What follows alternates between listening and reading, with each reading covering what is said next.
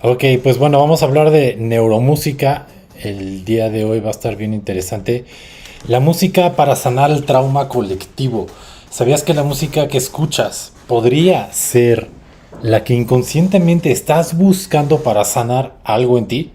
Es posible que la frecuencia sonora sea la clave para desmantelar generaciones de heridas heredadas en ti y en todos. Es posible que la música pueda ser un remedio incluso masivo para las masas. Todas estas preguntas las vamos a ir respondiendo en el capítulo que les preparé hoy de música, neurociencia y descolonización sonora. ¿Te gustaría saber qué tipo de música te podría ayudar específicamente a ti a transformarte siguiendo el trazo de tus mismos gustos? Sobre todo, ¿cualquier música puede hacer esto? ¿Sí o no? Porque también tenemos este mito de que, bueno, pues para que una música sea sanadora, pues tiene que ser mantras y así bonito, ¿no? Y música medicina y todas esas cosas que... pero bueno, vamos a ver si eso es real o no, ¿no? Hay mucha música allá afuera en internet y sonidos binaurales y isocrónicos y que esto sana y que esto es para la prosperidad y que esto es para no sé qué y esto es para limpiar y eso es... A ver, ahorita nos vamos a concentrar en el trauma colectivo, vamos a ver qué nos dice la neurociencia. Muchas preguntas hay sobre esto, sobre el aspecto sobre todo del trauma, que es lo que vamos a tratar ahorita en este episodio. El trauma le llaman la epidemia silenciosa. Y ahora vamos a definir por qué le llaman así. Y vamos a entender lo que es el trauma desde la perspectiva de la neurociencia. Y ya hay otros enfoques que se salen también de la neurociencia. Porque el trauma es una cosa bien multidimensional y bien compleja. Vemos qué nos va a decir la neurociencia, también las ciencias sociales acerca del trauma y de la música. Y los voy a sumergir en un entendimiento de la música y del cerebro y de las ciencias sociales que yo creo que les va a fascinar. Y esto porque esto es realmente, realmente muy interesante y puede ser el futuro para la humanidad en la música, para las terapias. ¿Ok? Entonces, pues bueno, vamos con eso.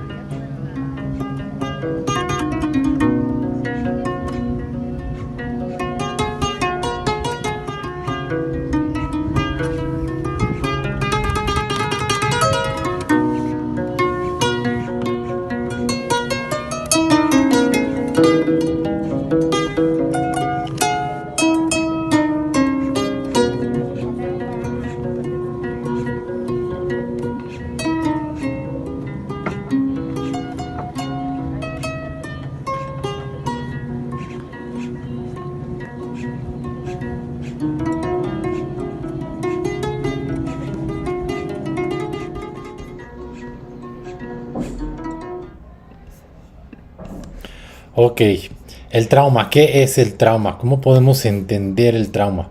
Muchas veces pensamos el trauma como algo muy catastrófico que nos puede pasar o algo muy intenso, muy fuerte.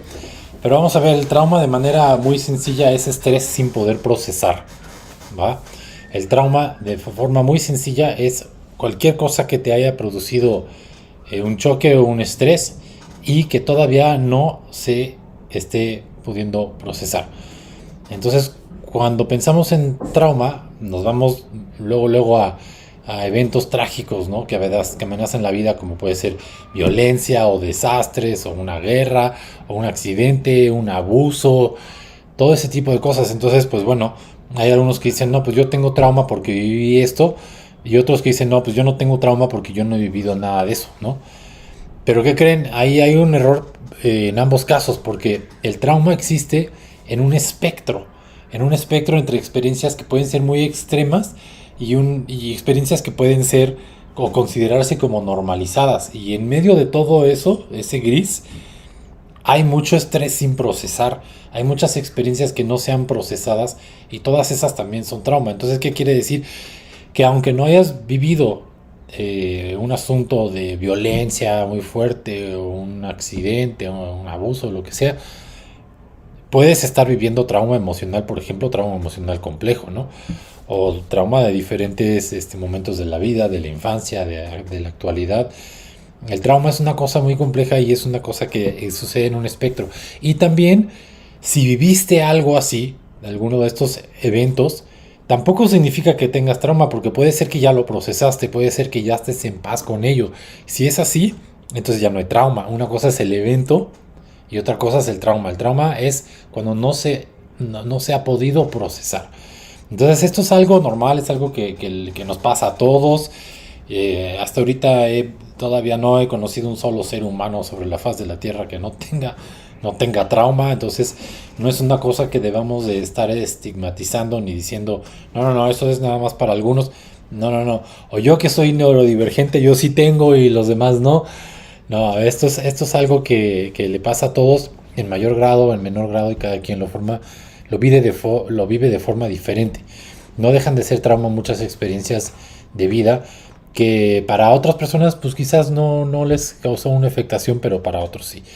El trauma no es el evento en sí, sino es la constelación que se provoca a nivel neurológico y a nivel de la conciencia por la incapacidad de poderlo procesar y ordenar en el mundo interior.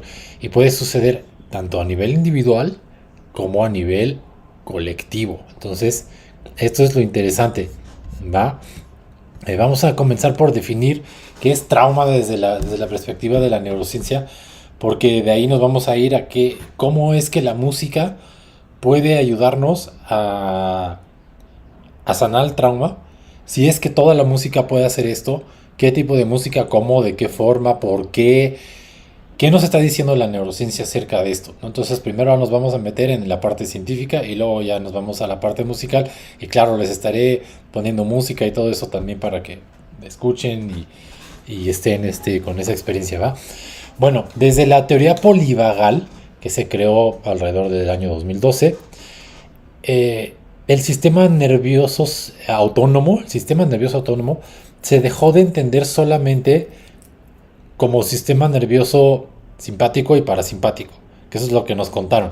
¿Ok? Entonces nada más para recordar un poquito, sistema nervioso simpático es el que nos activa y parasimpático es el que nos calma, ¿va? Entonces nos enseñaron así, que tenemos dos, tenemos el simpático y entonces ya si estamos así acá enfiestados, ¿no? Pues entonces estamos usando el sistema nervioso simpático, o si estamos corriendo, o si estamos excitados por algo en la vida. Y el sistema nervioso parasimpático, pues si estamos tranquilos ahí meditando, bueno, estamos ejerciendo eso es más o menos a grandes rasgos lo que nos explicaron acerca de estos dos sistemas. Bueno, la teoría polivagal como que vino a cuestionar, bueno, vamos a darle un giro a ese modelo, pues ya no se vio de esa forma dual, sino que se entiende como un sistema jerárquico, ajá, y evolutivo, donde los circuitos nuevos evolutivamente en el sistema nervioso, o sea, los que evolucionaron cuando nos hicimos mamíferos, a diferencia del reptil, estos circuitos nuevos evolutivos van a inhibir a los viejos. Entonces ya no es nada más verlo en términos de simpático y parasimpático, sino en términos de que el sistema nervioso tiene capas evolutivas, tiene niveles evolutivos y niveles de organización cada vez mayor. Entonces, la detección de una amenaza de manera inconsciente se constituye en la neuropercepción, es decir, ¿qué pasa? Que el sistema nervioso percibe una amenaza, ¿no? Puede ser inconsciente, pero ya estás así, ¿no? Bueno, eso es la neuropercepción y la percepción del sistema nervioso, la neuropercepción. Y va a activar luego los mecanismos de lucha, ajá, o de huida, vámonos. Sin embargo, lo que descubrieron en la teoría polivagal es que hay un tercer mecanismo que también le corresponde al sistema nervioso parasimpático, que es la parálisis y la bradicardia, o sea, que la frecuencia cardíaca se va al piso y hay una parálisis así, total, ¿no? Entonces imagínense un animalito cuando lo ataca el otro y se queda así, ¿no? Bueno, En realidad la teoría plantea que existen tres sistemas autónomos en el nervio vago, que uno de ellos es muy antiguo, o sea, es filogenéticamente muy antiguo, es decir, viene de antes de que fuéramos Homo sapiens, muy antes de que fuéramos mamíferos, y es de origen reptil. Entonces, uno de esos sistemas autónomos que tenemos, ya no solamente es parasimpático y simpático, sino uno es de origen reptil, vamos a llamarlo ahorita reptil, el sistema nervioso reptil. En este, que provoca la bradicardia y la inmovilización, esta sección del nervio vago no está mielinizado. ¿Ok? Entonces, bueno, vamos a captar un poquito lo que se refiere a esto. El nervio vago es, vamos a decir, el nervio más grande que hay en el cuerpo para no meternos ahorita en rollos de anatomía. Así, se va para todas partes, está conectado con todos los órganos, todo. Es el principal nervio, ¿ok? Entonces, una parte de este nervio, la que corresponde al origen reptil, no tiene mielina. Mielina es una capita de grasa que, haz de cuenta que en las neuronas está, imagínense como las salchichas, ¿no? Puestas en, ya ven que las salchichas están, cuando las compras en el súper están una salchicha y otra salchicha y otra salchicha y así, y hay unos huecos, ¿no? Entre ellos. Bueno, así funciona la mielina, son como capas de grasa que se forman así como salchichas. Entonces, lo que hace la mielina es que cuando viene la señal en el nervio, la mielina hace que vaya rapidísimo esa señal y salte por esos huecos que hay y vaya así a la velocidad de la luz rapidísimo, ¿no? Entonces, lo que hace la mielina es potenciar esa señal eléctrica y organizarla. Entonces, obviamente, eso es una característica pues con cierto nivel de evolución. Si nos vamos a organismos muy primitivos, pues no van a tener eso, ¿verdad? Ok, entonces esa sección del nervio vago no está mielinizada. O sea, hay una parte de tu nervio vago que no tiene esa mielina. Todo lo demás sí. El circuito más nuevo, en términos evolutivos, sí está mielinizado y es mamífero. Surgió cuando nos hicimos mamíferos y genera más respuestas y respuestas altamente organizadas. Y esta se vincula entre el tronco cerebral y las áreas que vinculan los músculos de la cara y de la cabeza. Ajá. Entonces esa parte que está, que es mamífera, está vinculándose con todo lo que tiene que ver con la cara y la cabeza. Entonces, ¿qué tiene que ver esto con el trauma? Las personas que presentan trauma tienen ciertas características a nivel de este sistema. Es la cara superior tiene poca expresión emocional. Entonces yo creo que ustedes han visto, si van por ejemplo en el metro o lo que sea, y las personas están así, no tienen mucha expresión emocional. Es uno de los signos de trauma. Ajá. Pasan de la calma a la reactividad, de forma así como muy inmediata. Así, ¿no? Presentan otro síntoma muy interesante y es que pueden tener lo que llamamos prosodia, es decir, falta de entonación de la voz. Tienen voces muy monótona, muy así como muy aburrida, muy, ajá. Está desregulado el sistema de involucramiento social, es decir, pues cuesta trabajo socializar. O sea, están con ciertas paranoias o hay simplemente una incapacidad, ¿no? Ahora, si tú sientes que también tú has presentado esto, pues qué bueno que ya nos vamos conociendo a nosotros mismos, tampoco es para asustarse ni nada, simplemente toda esta información que les voy a abrir ahora también aplica para uno, porque para uno también ha tenido ese tipo de reacciones, ¿no? Entonces, es para entender cómo está funcionando, ¿sí? Entonces, si tienes esto, pues lo bueno es que tiene solución y aquí vamos a ver cómo la música nos puede ayudar a todo esto. En la teoría polivagal, el sistema de involucramiento social, o sea, el que nos hace relacionarnos de forma adecuada, es exclusivamente mamífero. ¿Okay? En esa teoría, los anfibios y los reptiles no tienen ese sistema de involucramiento social. Tendrán otro, ya es una discusión de los biólogos, pero bueno, es exclusivamente mamífero y calma el sistema nervioso autónomo. O sea, cuando este sistema mamífero mielinizado que nos ayuda a involucrarnos bien socialmente, el sistema nervioso autónomo se calma. Ajá. Entonces, y cuando no, pues está afectado por el trauma. El trauma es entonces una desregulación que es persistente, que impide a los sistemas nuevos evolutivos accionar para regular a los viejos circuitos neuronales reptiles. O sea, no está jalando el sistema, está desconectado, pues la parte mamífera de la reptil y la que está tomando el control es la reptil. ¿Ok? Entonces es como si el coche no funcionara bien con todas las piezas, por decirlo así.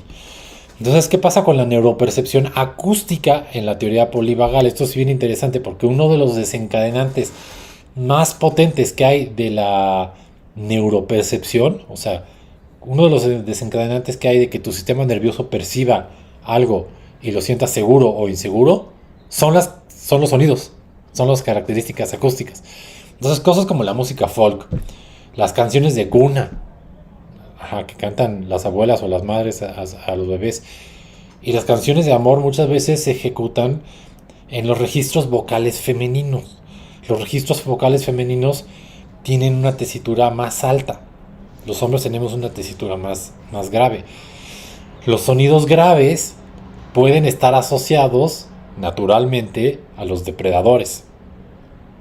Entonces esto es lo que es interesante porque un león no ruge así, agudito, ¿no? Pues no te va a hacer, ¿verdad? Un león te hace, y ese sí genera miedo, ¿no? Pues no, ¿verdad? No es como un pajarito ahí. Pues ese no es un depredador para ti. Al contrario, te va a gustar ese sonido. Ahí, pero pues ese sí. Ok, entonces tenemos que captar que los sonidos graves suelen ser depredadores. Aún los fíjense, un elefante, esto es interesante porque en la simbología, me voy a ir un poco a la antropología, pero en la simbología asociada a los sonidos, en los tótems, un elefante, aunque es un animal grandote, tiene un sonido agudo. ¿Ok? Y un elefante suele no ser un depredador. Interesante, ¿verdad? Los animales que tienen sonidos graves suelen ser depredadores. Ajá. Y no tiene que ver necesariamente con el tamaño del animal. ¿Ok? Bueno, los bebés, ahora vámonos, ¿qué pasa? Esto lo entienden muy bien los bebés. Tienen una enorme plasticidad cerebral. Al inicio, pues los cargan muchas personas. Ahí está el papá, la mamá, la abuela, los hermanos, lo que sea. Los primos, los tíos cargando al bebé. Y no tienen problemas, ahí están, ¿no? Ahí felices. Pero pasa el tiempo y empiezan a entender, empiezan a detectar señales de seguridad o de inseguridad. Entonces se vuelven más selectivos en quienes dejan o quienes quieren que los carguen. A veces reportan en esta etapa un temor a la voz del padre. Porque la voz del padre es así, ¿no? Entonces piensan Darth Vader, pues se vería un poco ridículo con una voz así muy agudita. Ahí, pues no te daría miedo, ¿verdad? Pero yo digo que soy tu padre.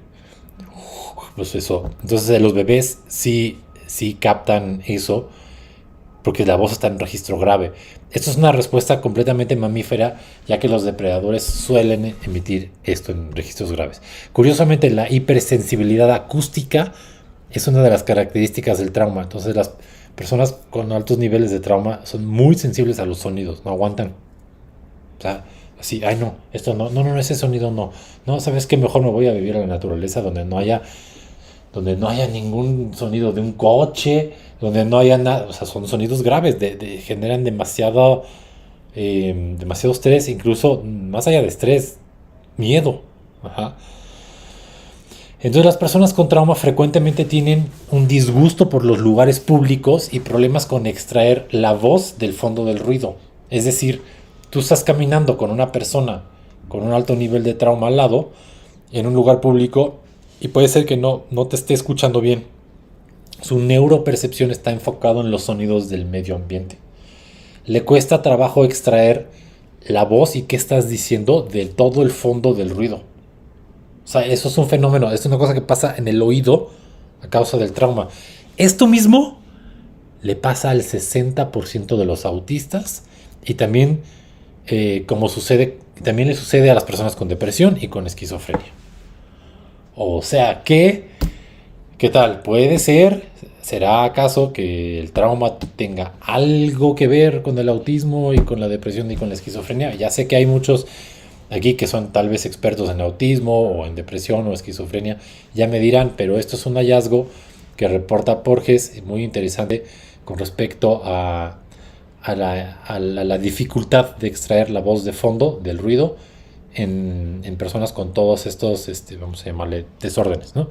Bueno, todos tienen aplacamiento emocional del rostro. Todos ellos, también autistas, también depresión, también esquizofrenia, carencia de prosodia, la voz no tiene muchos tonos y no es muy así, muy aburrido, muy así, ¿no? Bueno, ok, el estado autonómico es defensivo, o sea, tienden a defenderse así, de cualquier cosa así, inmediatamente, los quieres abrazar y ya, ¿no? Bueno, y por lo tanto tienen mayores tasas de frecuencias cardíacas, o su frecuencia cardíaca tiende a ser más elevada y menor tono del nervio vago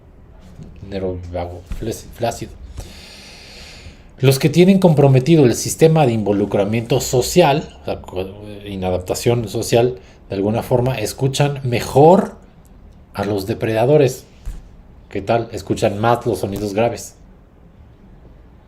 O sea, ¿cómo la inadaptación social puede estar relacionada con escuchar sonidos graves? Claro. Saben, por ejemplo, si alguien está caminando detrás de ellos, pero a veces no pueden saber lo que estás diciendo. El sistema nervioso ha priorizado las características vocales de socialización por debajo de los sonidos del peligro.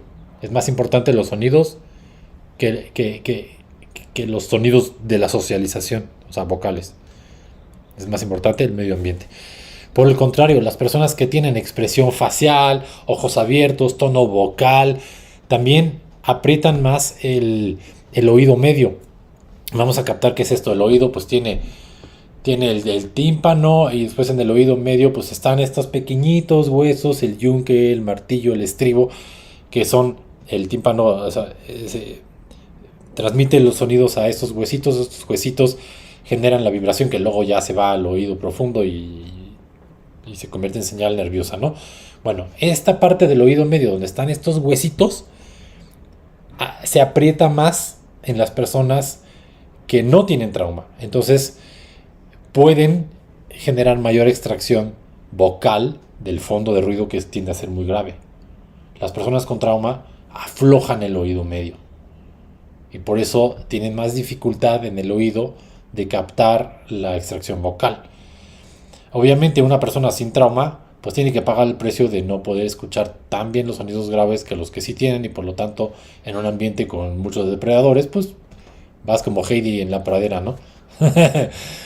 Su sistema no está en la constante búsqueda de depredaciones. Si estás en Shalalandia no estás buscando depredadores, ¿verdad? Bueno, entonces surge la pregunta, fíjense, ¿los niños podrían tener problemas de lenguaje por vivir en contextos estresantes o no o violentos? O sea, si están teniendo problemas auditivos por el trauma, por la violencia, podrían tener problemas de lenguaje. Y el origen de eso podría estar en el trauma y en la violencia, o en contextos así. Y es una buena pregunta, ¿eh? Si los problemas de lenguaje infantiles pueden tener que ver con contextos violentos. Con la edad también sucede este mismo fenómeno. Este es también el mundo sensorial de los niños con autismo. ¿Okay? Entonces, aunque ahorita lo que les voy a explicar no está enfocado en niños, no nos vayamos para allá, es una perspectiva de trauma en general. Tocamos el tema infantil pues porque muchos traumas comienzan también ahí, ¿no? Bueno, el trauma se lleva en el cuerpo. Sentirse seguro significa tener una buena regulación de los músculos faciales y un circuito mielinizado del nervio vago que regula hacia la baja el sistema nervioso simpático. Es decir, que si te sientes seguro, vas a ser muy expresivo normalmente y el nervio vago en su circuito mielinizado va a regular el sistema nervioso de la sobreactivación, ¿no? Del sistema nervioso simpático. El juego de interacción cara a cara y el involucramiento social crea esto. Por eso es tan importante que nos conectemos rostro con rostro, mirada con mirada, y a ver Sí, se han fijado que las personas que pueden ser peligrosas, ¿no? O sea, a veces es como no sostener la mirada porque lo pueden interpretar como ataque. Sí, bueno, pues este es el sistema de involucramiento social que está siempre a la defensiva. Pero una persona que no tiene trauma lo puedes mirar a los ojos, te mira de vuelta, no te está evadiendo la mirada y se involucra contigo y no genera esa resistencia. ¿Sí? Si se genera una resistencia al sistema de interacción cara a cara, es una señal de trauma. Pensamos en los perros, por ejemplo, cuando se persiguen y luego se voltean a ver para ver si es un juego o es en serio, ¿no? Pues esto es una reacción mamífera. O cuando estás jugando deportes, como por ejemplo básquetbol, ¿no? Fútbol, lo que sea. Si golpeas a alguien y dices, ah, lo siento, la cara y la voz impiden que ese golpe accidental sea interpretado como una agresión. Es el rostro el que te lo está diciendo. ¿Sí? Si no, pues entonces ahí se están peleando. Bueno, ¿no? La interacción cara a cara en estos casos no es agresividad.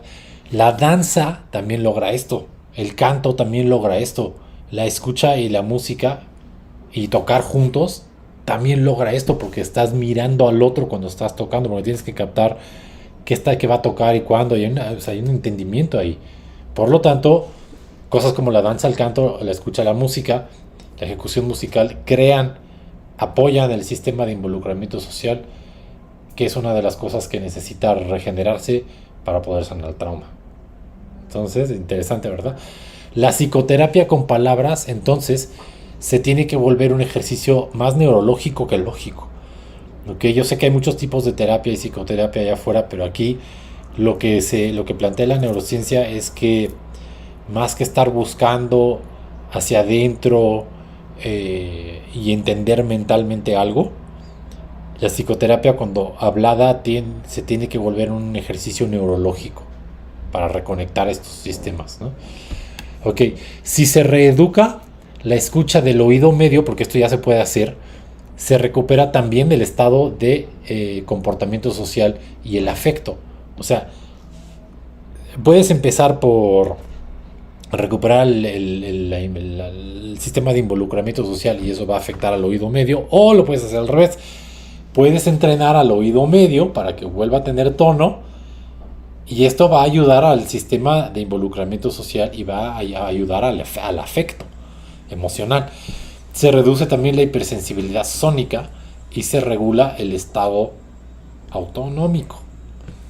Entonces esto también puede partir desde el oído, por eso es que la música puede ayudar a tratar todos estos desincronizaciones neurológicas. En los autistas se vio que sucedió en 60% de ellos, lo cual es bastante elevado. Apretar el tímpano, apretar el timbal, hace que pasen sonidos más agudos por el oído. Y ahora ya se puede medir, ya podemos medir la tensión de los músculos del oído medio y la hipersensibilidad auditiva ya es tratable y se puede mejorar el lenguaje con eso. Curiosamente, ¿verdad? Cuando escuchamos una voz con amplio grado de modulaciones tonales, el sistema nervioso lo que va a hacer es desencadenar estados asociados a la sensación de seguridad. Las voces de los niños cambian y gritan menos. Los autistas muchas veces hablan muy fuerte y monótono. Y eso también cambia con solamente 5 sesiones de terapia de quien sabe hacer esto de 1 hora. Por esta razón es que las técnicas del insight, lo que le llaman el indagar de introspección adentro de uno mismo, no va a ayudar mucho al autista ni al que tiene estrés postraumático, según la teoría polivagal. Porque es un tema neurológico, no es un tema de revive, qué sentiste en el trauma, no sé qué. Es un tema de, si vas a hacer eso, porque hay técnicas que lo hacen, es en la sensación física. Lo que importa es el tema neurológico, físico, no el insight o la indagación adentro de uno mismo. Okay, entonces todos los que están escuchando esto de la comunidad espiritual, pues nada más para que sepamos que todo parte del cuerpo, ¿va? Okay. El trauma se define como un estado de desorganización persistente y desadaptativa de lo que llamamos la jerarquía autonómica polivagal, es decir, es un estado que persiste, no está bien adaptado en el nervio vago, o sea, la parte mamífera no está conectada con el reptil. caracterizado por la desconexión del sistema de compromiso social. Esta condición de desconexión y de desorganización que es persistente se manifiesta en tres líneas, en tres ejes, ¿no? Falla el retorno a la interacción social, ya lo dijimos. La segunda es que una desregulación persistente del sistema nervioso autónomo y la pérdida de función tónica, o sea, de tono en los músculos del oído medio y en la prosodia como una respuesta de la neuropercepción. Es una experiencia que más bien como respuesta de una neuropercepción, de una experiencia que se percibió como amenazante y que desbordó el sistema de regulación,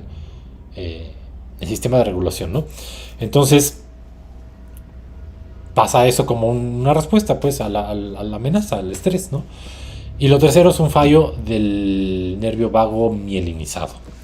Ok, entonces representa al final del día un fallo en la función del nervio vago mielinizado, que es ventral, es decir, que es en la parte posterior del cuerpo, ¿no? de la zona, que es el circuito de origen mamífero, y anula esto la capacidad del organismo para generar las respuestas rápidas, las respuestas organizadas, complejas, como por ejemplo que puedas evaluar con espontaneidad el estado de seguridad, el establecimiento de prioridades, qué conductas son adecuadas y cuáles no, cuáles son superiores, cuáles son reguladas, qué es un sistema de interacción social seguro.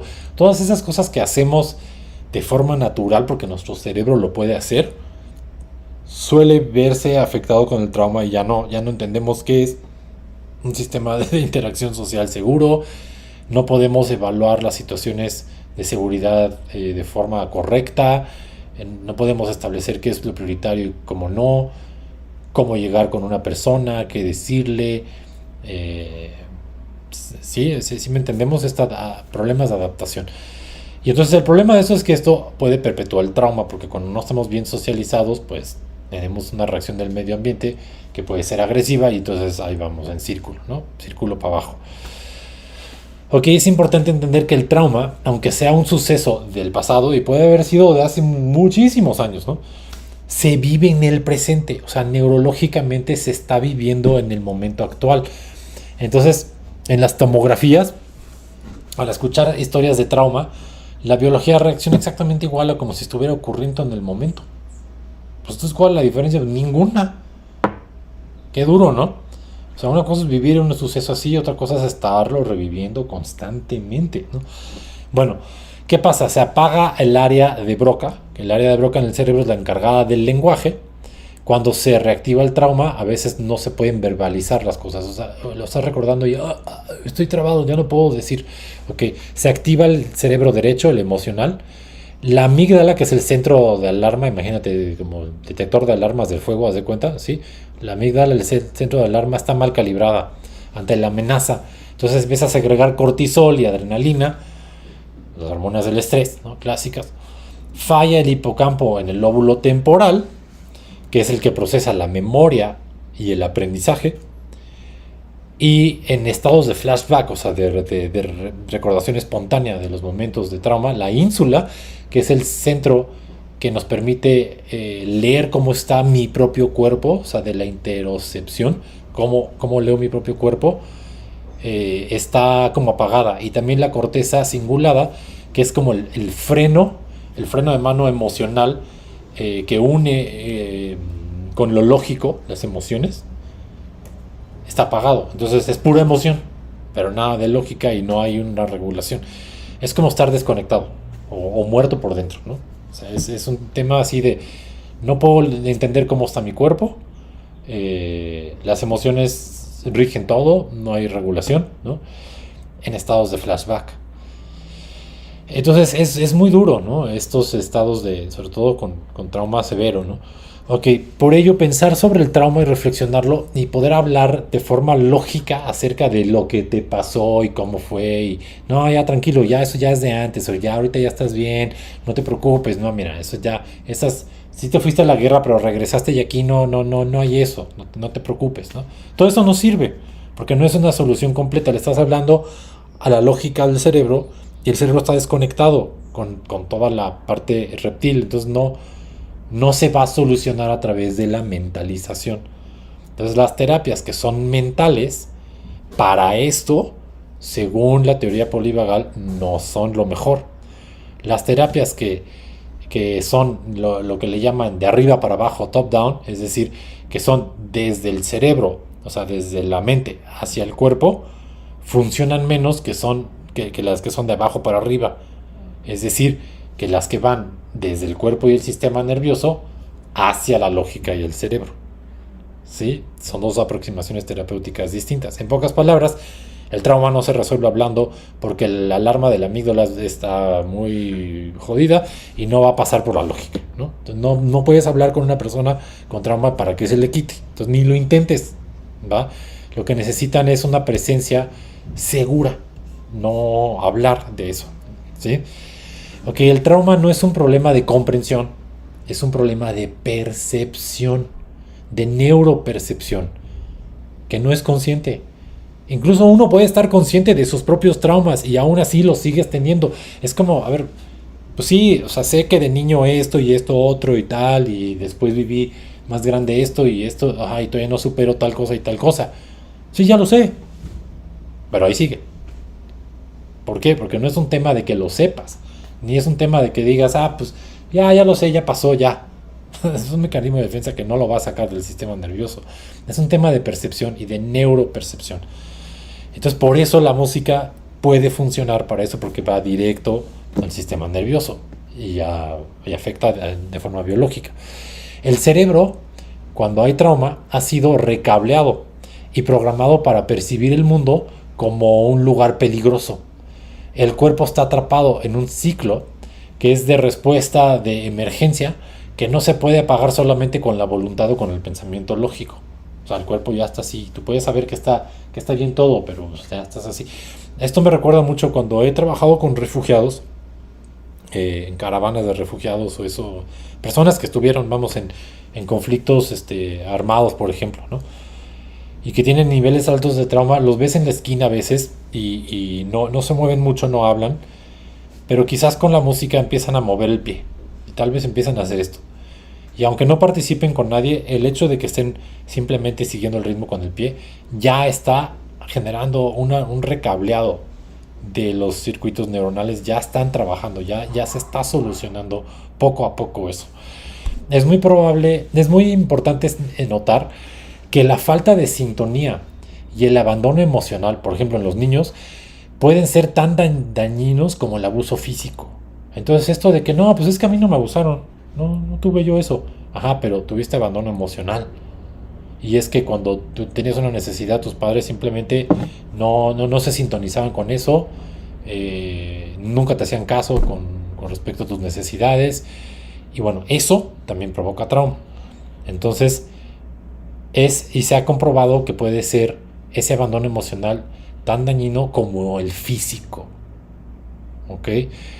La negligencia emocional en esta etapa suele ser la capa silenciosa más profunda del trauma sobre el cual otras experiencias se construyen. Entonces, esa capa silenciosa de trauma que viene de esa negligencia de los padres genera un fundamento.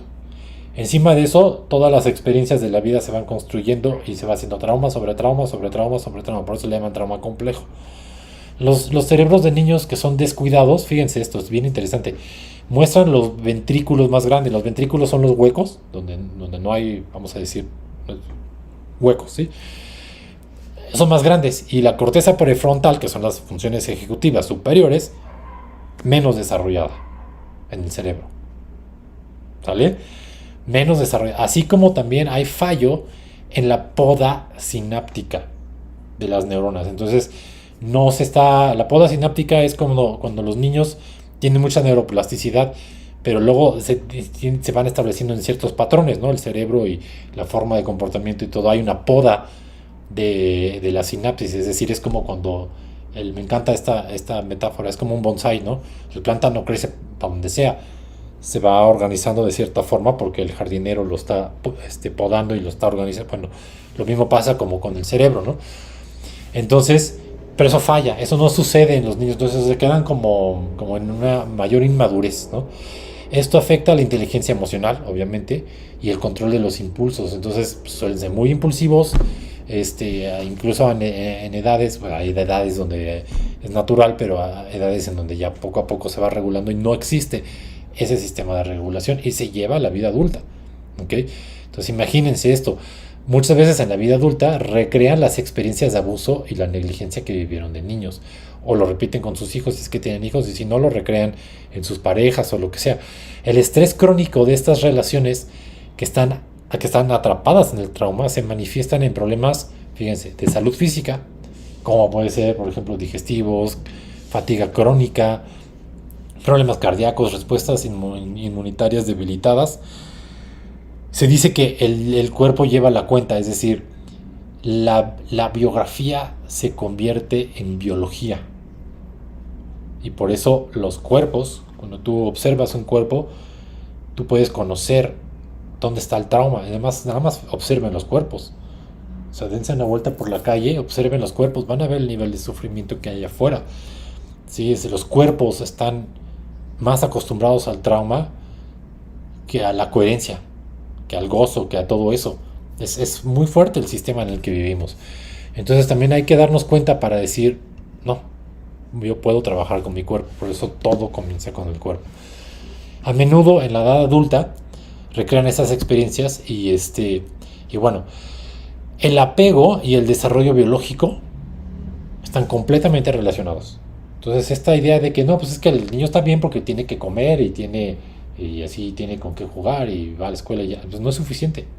O sea, el apego emocional, incluso el apego entre los padres, sano, y con los hijos, y su desarrollo biológico, no nada más emocional o cognitivo, biológico, están relacionados. Estos niños reciben hoy una colección enorme de etiquetas que, según esta teoría, solo describen síntomas superficiales, como por ejemplo TDAH, trastorno déficit de atención con hiperactividad, trastorno, me encanta, o trastorno oposicionista desafiante. ¿Qué tal? Trastornos de ansiedad o bipolaridad. Muchas de esas cosas son estrategias de supervivencia ante un sistema nervioso abrumado por el trauma. Entonces le llaman la epidemia oculta. Existe una relación directa y proporcional entre el número de traumas sufridos en la infancia, abuso, abandono, alcoholismo en el hogar, violencia, lo que sea, y la aparición de enfermedades graves en la adultez. Esto también se ha comprobado, como diabetes, problemas cardíacos, cáncer, obesidad. Relación. El trauma infantil no es solo un problema mental, es un determinante de la salud física a largo plazo. ¿Es masivo? O sea, es un tema de salud física, es masivo, es invisible normalmente a las instituciones. Gran parte de lo que consideramos problemas sociales como criminalidad, drogadicción, deserción escolar, todas esas cosas son en realidad manifestaciones de traumas no tratados que comenzaron desde el hogar. El trauma no es algo raro, no es para uno que otro, es un componente estructural de nuestro sistema y de nuestra vida moderna, y es lo que le llaman la epidemia silenciosa. ¿Sale? Entonces, bueno,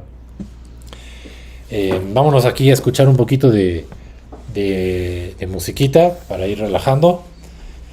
Y ahorita hablamos un poco más de esto, porque nos vamos a ir también a qué pasa con la identidad en el trauma. De luego nos vamos a hablar un poquito de trauma colectivo. Obviamente este capítulo lo vamos a dividir en dos partes porque hay mucho que decir, ¿sí? Entonces bueno, vámonos con esto.